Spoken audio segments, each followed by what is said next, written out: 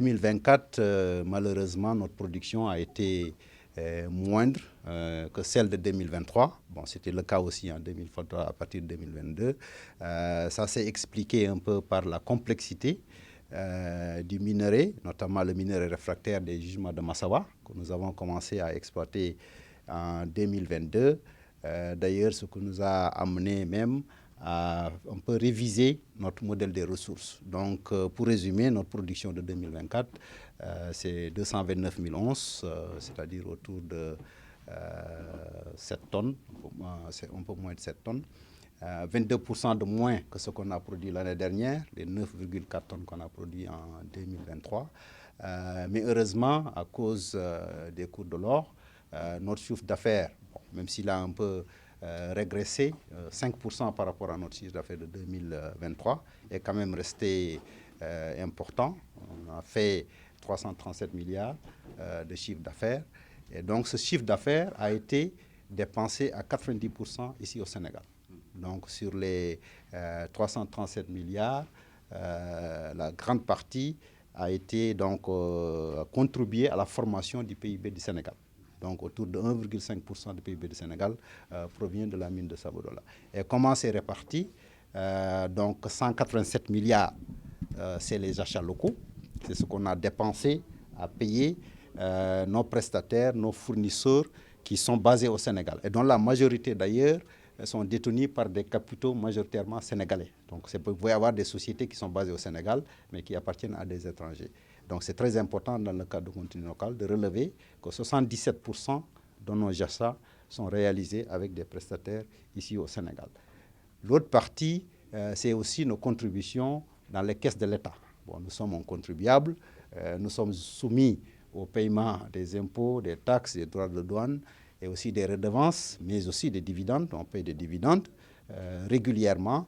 Et donc, notre contribution au Trésor public 2024 de ce chiffre d'affaires, 116 milliards de francs CFA, ont été versés dans les caisses de l'État, y compris aussi dans les caisses de la commune de Sabodala qui abrite, parce que nous payons la contribution économique locale pour la commune de Sabodala.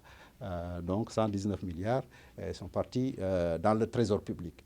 Bon, le reste, c'est la masse salariale de paiement de nos employés, de nos 2700 employés, dont 1800, presque 2000 emplois directs, des employés permanents de la mine de Sabodala.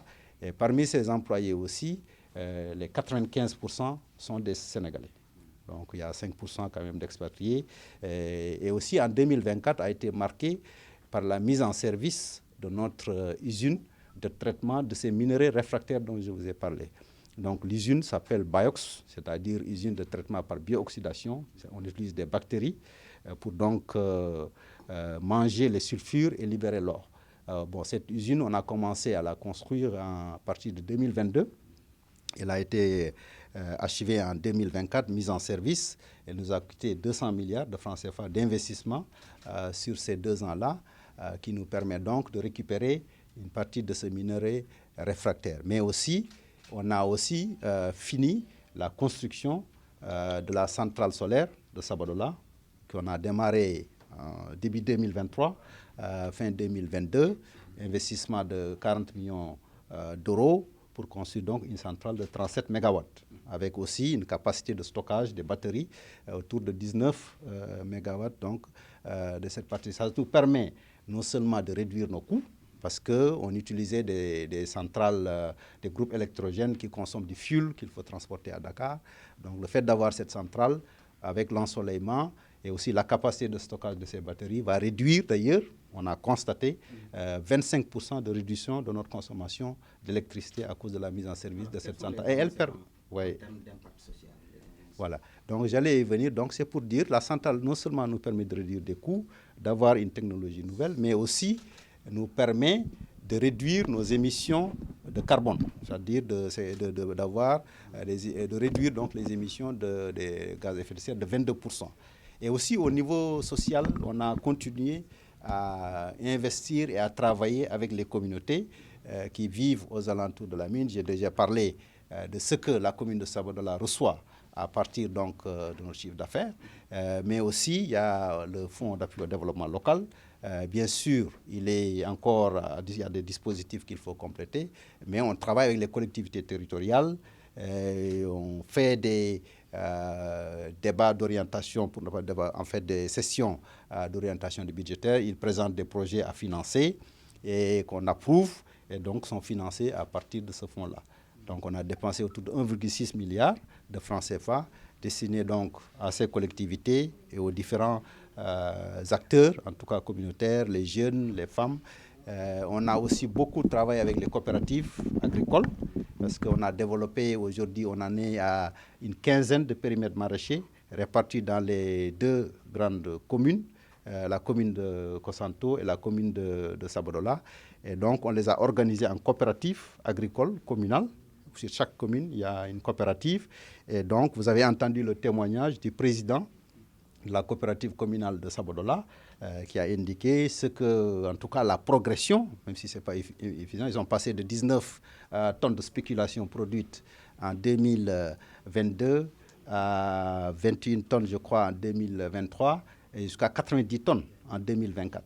Donc, il y a plus de 1000 personnes qui travaillent dans ces coopératives agricoles. Donc, c'est aussi quelque chose de satisfaisant. Le maire de Sabodola, vous l'avez entendu aussi, lui aussi, en tout cas, reconnaître ce que l'entreprise, qu'il appelle d'ailleurs la 12e ou le 10e village de sa commune, apporte en termes d'ambulance médicalisée, en termes d'électrification. Tous les villages de la commune de Sabodola sont aujourd'hui électrifiés grâce au soutien effectivement de la société Sabodola, avec aussi l'accompagnement de l'ASER, l'Agence sénégalaise de l'électrification rurale. On a dépensé 1,4 milliard. Bon, la mairie a quand même contribué pour 100 millions pour donc électrifier, qui est passé de 0 électrification à 100% des villages de la commune qui sont électrifiés. Bon, il y a des progrès à faire en termes aussi d'accès à l'eau. Il y a des problématiques, c'est lié à la nature des formations, parce que des formations de socle. Oui, tout à fait. En fait, comme je vous ai indiqué l'évolution, on a fait des progrès et on va continuer à le faire parce qu'on y croit. Pas seulement sur ces questions de production, de contribution financière, de contribution économique, d'améliorer l'emploi, l'employabilité, d'avoir plus de nationaux et surtout nationaux provenant de la zone qui travaillent dans la mine à des postes davantage de responsabilité. Donc les enjeux sont là et nous en sommes conscients et nous sommes déterminés à relever ces défis-là ensemble avec les communautés, avec leurs leaders, leurs élus, mais aussi avec l'accompagnement effectivement du gouvernement du Sénégal, que nous remercions aussi pour en tout cas les conditions, les facilitations qu'ils ont fait pour que les investissements qui ont été consentis pour donc en tout cas produire cet or. Et donc nous les remercions pour cet accompagnement. Et donc nous aussi, nous sommes conscients de nos responsabilités en tant que société cotée à la bourse, soumis à des normes et standards internationaux les plus élevés, aussi conformes à tous les dispositifs juridiques, réglementaires, légaux qui nous sont applicables. Et au-delà de ça, nous avons une responsabilité aussi sociale, parce qu'on a un département ISJ, donc les questions environnementales, sociales, de bonne gouvernance qui nous tiennent en cœur. D'ailleurs, ce rapport, c'est un peu notre rapport ISJ pour 2024. C'est pour ça qu'au-delà des chiffres, on aussi montre l'impact que nos opérations peuvent avoir pour améliorer le bien-être des communautés, mais aussi pour, en tout cas, contribuer de notre part à la réduction des déchets plastiques. Nous sommes presque à 90% de nos objectifs de réduction des déchets plastiques. Il n'y a pas de bouteilles en plastique à usage unique aujourd'hui dans nos sites. On a créé des zones de protection des espèces menacées au niveau de la mine. Donc la biodiversité, on est conscient de ces choses-là. En tout cas, la question climatique, on est parti même au-delà de notre zone d'influence pour signer une convention avec l'agence sénégalaise de la reforestation et de la Grande Muraille Verte pour aller reboiser 650 hectares dans le département de Bakel. Pourquoi reboiser 600 et 600 hectares où on est en train de reboiser, on a financé plusieurs centaines de millions de francs CFA, permet là-bas de créer des emplois, mais aussi de reverdir des zones qui étaient dégradées, mais permet aussi de séquestrer du carbone. Parce que si vous reboisez, ces fermes-là vous permet aussi donc d'avoir des crédits carbone. Donc on veut être une entreprise citoyenne. Nous magnifions vraiment la tenue de cette activité, qui est la 4e édition pour moi, parce que nous avons eu la chance d'être élus en 2022. Donc depuis lors, nous avons bénéficié quand même de cette invitation de la participation à cette activité. Et c'est dire tout simplement remercier en tout cas les autorités de Endeavour Mining, le directeur général et l'équipe qui l'encadre, donc pour cette initiative et cet exercice de transparence. Il faut le reconnaître, ils ont osé quand même chaque année nous inviter et nous mettre sur la table en tout cas le bilan de leurs activités. Donc c'est une activité que nous magnifions. Dire tout simplement qu'il y a une bonne collaboration en tout cas entre le conseil départemental en tout cas et la société Endeavour Mining. Et nous avons été accompagnés sur beaucoup de projets allant de l'autonomisation des femmes et en tout cas l'accompagnement de certaines activités, de micro-projets en tout cas dans le département de Saria.